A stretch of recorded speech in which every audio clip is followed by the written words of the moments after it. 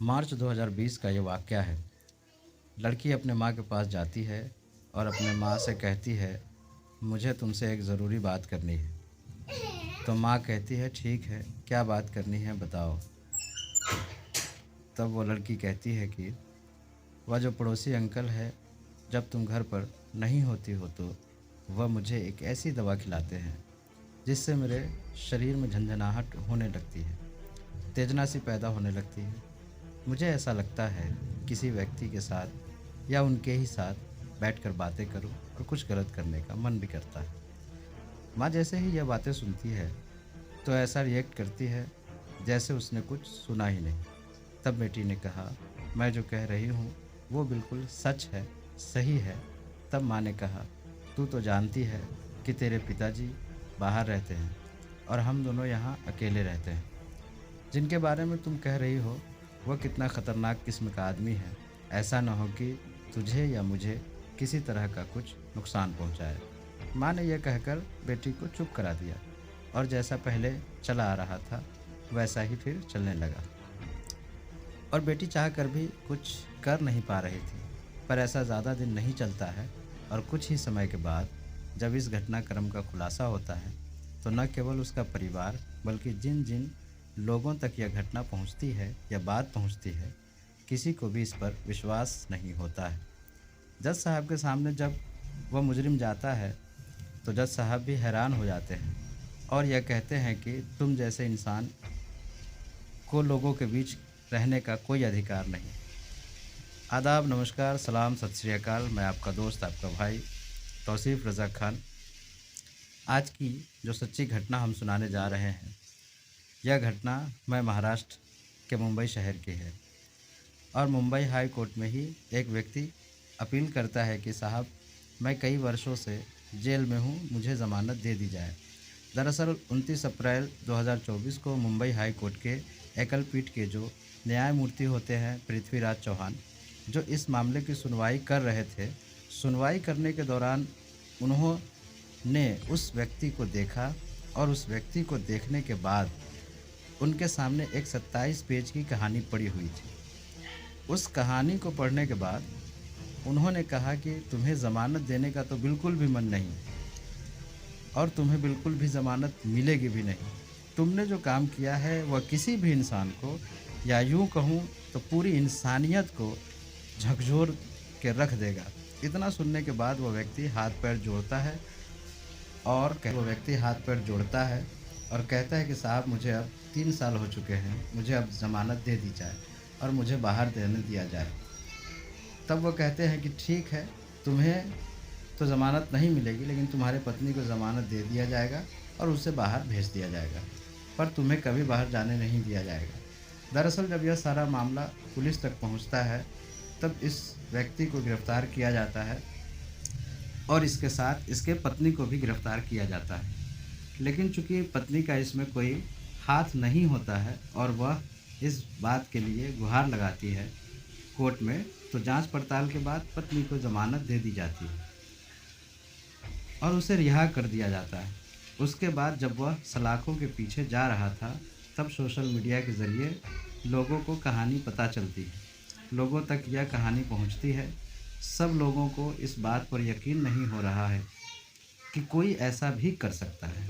दरअसल यह कहानी शुरू होती है जब एक लड़की कक्षा 4 में पढ़ रही थी और उसकी उम्र लगभग 8 साल होती है और उसके पिता दुबई में रहते हैं, वहीं कमाते हैं और उनकी पत्नी और बेटी मुंबई में रहती है। इसी बीच जब लड़की स्कूल से पढ़कर घर आई तब उसकी माँ घर पर रही होती है और उसके पड़ोस में जो आदमी रहता है, जो अंकल रहता है, वह लड़की को अपने पास बुलाता है और कुछ ऐसी हरकत करता है जो उसे लड़की को ठीक नहीं लगती। हालांकि वह लड़की उसका विरोध करती है लेकिन वह छोटी बच्ची थी इसलिए उसे रोक नहीं पाती है। अब इस पड़ोसी अंकल को बहुत सारा वक्त मिला था और जैसा उसका मन करता है वैसा वैसा उस बच्ची के साथ वो करता रहता है। उसके बाद वह उस लड़की से कहता है, अगर तुमने इसके बारे में अपनी माँ को कुछ भी बताया तो मैं तुम्हें भी मार दूंगा और तुम्हारी माँ को भी मार दूंगा। वो लड़की डर जाती है और जब उसकी माँ आती है तो वह अपनी माँ को इसके बारे में कुछ भी नहीं बता पाती और फिर रोज़ की तरह वो अपने काम में लग जाती है, अपने दिनचर्या में लग जाती है, अपनी पढ़ाई या घर पर माँ के कामों में हाथ बटाती है।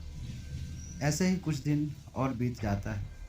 एक दिन फिर जब उसकी माँ घर पर नहीं होती है, तब वह जो उसका पड़ोसी अंकल होता है वो आता है और उस लड़की को कुछ खाने के लिए देता है। वह मना करती है तो वह ज़बरदस्ती उसे वह सामान देता है और फिर जब वो खा लेती है, जब वह उस चीज़ को खाती है, पदार्थ को खाती है, तो उसके शरीर में एक अजीब सी हरकत पैदा होती है। वो लड़की खुद उसके पास जाती है और फिर वह उसके साथ फिर से वही हरकत करने लगता है जो उसने पहले किया था। दरअसल वह शुरू से ही उस लड़की को कुछ ऐसी दवाइयाँ खिलाता है जिससे उसके शरीर में उत्तेजना पैदा होती है और वह उत्तेजना से मजबूर होकर उस आदमी यानी जो अंकल होता है उसके पास जाती है और वह अंकल उसके साथ गलत करता है, प्राकृतिक अप्राकृतिक और जैसे भी उसका मन करता है उस लड़की के साथ में वो गंदा काम करता है। इसी तरह चलता रहता है और जब भी उसको मौका मिलता है वह उस लड़की के साथ गलत काम करता है, शारीरिक संबंध बनाता है और वह लड़की कुछ समझ ही नहीं पाती है क्योंकि जैसे ही दवा खाती है उसके बाद उसके शरीर में उत्तेजना बढ़ जाती है और वह कुछ समझ नहीं पाती। एक पड़ोसी जो उसके घर के पड़ोस में रहता है, जिसे वह अंकल कहती है, वह उसके साथ शारीरिक संबंध बनाता है और महज कुछ ही महीनों में उसके शरीर में बहुत बदलाव होने लगता है और यह आदमी जो उसके साथ करता था, इसकी भनक ना उसकी माँ को थी और ना उसके पिता को थी। हालांकि जैसे जैसे वक्त बीतता है और वह जब 15 साल 16 साल की होती है तो उसका शरीर उसके उम्र से ज़्यादा बढ़ जाता है और वो जो गोली खाती थी, जो उसको वो पड़ोसी खिलाता था, खाने की वजह से उसको एक बीमारी हो जाती है जिसका नाम होता है निम्फोफेनिया। निम्फोफेनिया इस बीमारी में बताया जाता है कि शरीर के अंग को विकसित होते ही वो विकसित होते ही हैं, साथ में उसको बुरी लत भी लग जाती है। ऐसी लत लग जाती है जो किसी भी हाल में किसी के भी साथ वह गलत करना चाहती है। जब यह लत लग जाती है तो अब वह खुद से उस व्यक्ति का इंतज़ार करती थी कि कब वो आएगा और कब मेरे साथ गलत करेगा। जब यह सिलसिला चलता रहता है और इसको चलते चलते जब 2 साल 4 साल 6 साल 8 साल जब बीत जाते हैं, तब मार्च 2020 में वो लड़की अपनी माँ को इशारा करती है कि वह जो पड़ोसी अंकल है खाने में कुछ ऐसी चीज़ मिलाकर मुझे खिलाते थे कि मुझे उनके साथ बात करना बैठना अच्छा लगता है और मेरे शरीर में अजीब सी उत्तेजना भी पैदा होने लगती है। हालांकि सीधे तौर पर तो उसने अपनी माँ को सारी बात नहीं बताई, सिर्फ दवा के बारे में बताया, लेकिन उसने इस बात को नज़रअंदाज कर दिया और वह व्यक्ति अपना काम करता रहता है। हालांकि जो पड़ोस के अंकल होते हैं उसकी पत्नी को यह बात पता थी क्योंकि एक बार जब वह अंकल उस लड़की के साथ गलत कर रहा होता है, शारीरिक संबंध बना रहा होता है, तब वह उसे देख लेती है, लेकिन वह उसका बिल्कुल भी विरोध नहीं करती और फिर कई बार अपनी पत्नी के सामने भी उस लड़की के साथ वह संबंध बनाता है और वह बिल्कुल भी विरोध नहीं करती। इसी तरह से वक्त आगे बढ़ रहा था और जब वह लड़की 17 साल की हो जाती है, फिर 20 मई 2021 को वह लड़की अपने घर से भाग जाती है।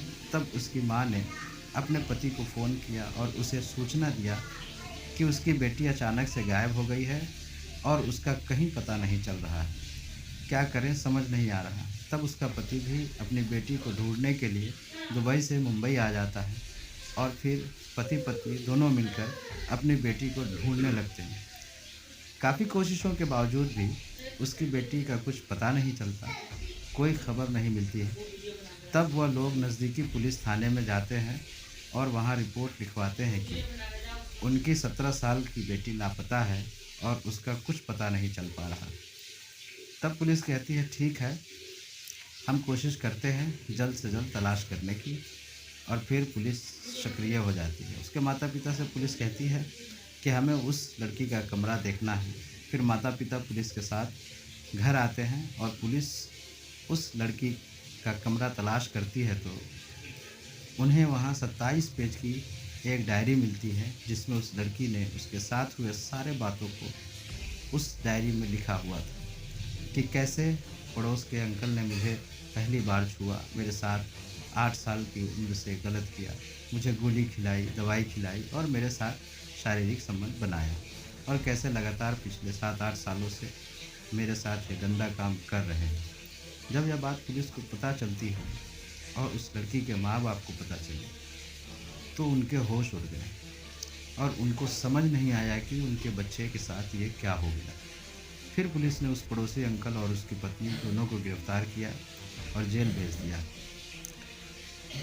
जेल जाने के बाद उसकी जो पत्नी होती है वह कोर्ट में गुहार लगाती है, बार बार विनती करती है। बार बार गुहार लगाने के बाद कोर्ट उसकी पत्नी को ज़मानत दे देती है और वह बाहर आ जाती है, लेकिन उसके पति को कोर्ट ज़मानत नहीं देती।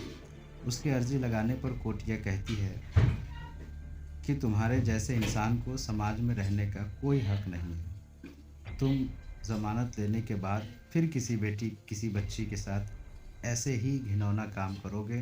फिलहाल अभी तक बॉम्बे हाई कोर्ट ने उसे ज़मानत नहीं दी थी। जब यह कहानी सोशल मीडिया के ज़रिए लोगों तक पहुंची तो लोग सोचने पर मजबूर हो गए कि ऐसे लोग भी हमारे बीच रहते हैं जो इतना गंदा घिनौना काम कर जाते हैं। कुछ दिनों बाद उस लड़की को भी ढूंढ लिया गया और जब उसका मेडिकल टेस्ट कराया गया तो उसमें पता चला कि वाकई इस लड़की के साथ बहुत गलत हुआ है और लगातार इसके साथ शारीरिक संबंध बनाए गए। और यह भी साबित हो गया कि इस लड़की को निम्फोफेनिया नाम की बीमारी भी लग गई है। दोस्तों, इस कहानी को सुनाने का बताने का मकसद किसी का दिल दुखाना, किसी को ठेस पहुंचाना बिल्कुल भी नहीं, बल्कि आपको जागरूक करना है। अपने बच्चों से बीच बीच में आप लोग बात किया करें, वो क्या करते हैं, कहाँ जाते हैं, किससे मिलते हैं, किससे बातें करते हैं, इन सब पर भी आपकी नज़र होनी चाहिए, आपको नज़र रखनी चाहिए और उनसे बात करें। तो दोस्तों, सतर्क रहें, सावधान रहें, खुश रहें। तो मिलते हैं इसी तरह की दूसरे किसी और सच्ची कहानी के साथ। तब तक के लिए दीजिए इजाज़त, नमस्कार। और हाँ, आखिरी में जिन लोगों ने अभी तक चैनल को सब्सक्राइब नहीं किया है वो चैनल को सब्सक्राइब कर ले, घंटी के बटन को दबा दें ताकि इस तरह की कहानी आपको सबसे पहले आप तक पहुंच सके और आपको मिल सके। धन्यवाद।